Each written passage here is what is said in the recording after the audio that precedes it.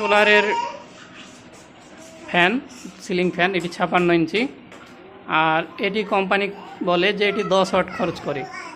এটি নোভা কোম্পানির একটি ফ্যান। তো যাই হোক, আমি লাগিয়েছি, এখানে সোলারের মাধ্যমে চলছে।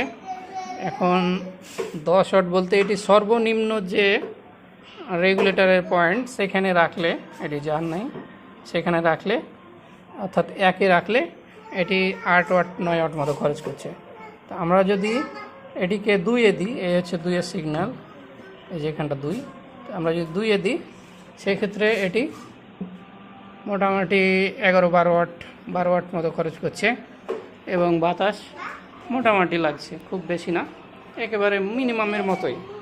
তো আমরা যদি এটিকে 2 রেগুলেটর ঘুরিয়ে আমরা 2-এ দিলাম, 2-এ দিলে এটি 18 ওয়াট, কোনো কোনো কোম্পানি অবশ্যই এটিকে 18 ওয়াট বলে। তো যাই হোক, 2 দিলে 18 ওয়াট, আর 2.5 যদি আমরা দিয়ে রাখি তো এটি তো পর্যাপ্ত বাতাস দিচ্ছে 2.5-তে, এবং এই 2.5-তে এর ওয়াট আসছে 25 ওয়াট মতো।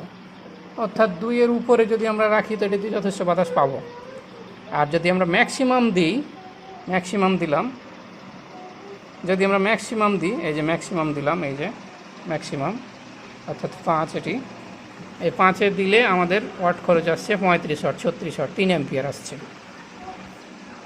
এ হচ্ছে এই ফ্যানের আপনার যে মূল বিষয়, যে এটিতে কত ওয়াট খরচ করে না করে। তো আমরা 2-এর উপরে দিলেই কিন্তু আমরা যথেষ্ট বাতাস পাচ্ছি, অর্থাৎ এটি প্রায় 20 ওয়াট বলা যায়, যে 20 ওয়াট যদি আমরা খরচ করাই তাহলে আমরা যথেষ্ট বাতাস পাবো, যথেষ্ট বাতাস পাচ্ছি।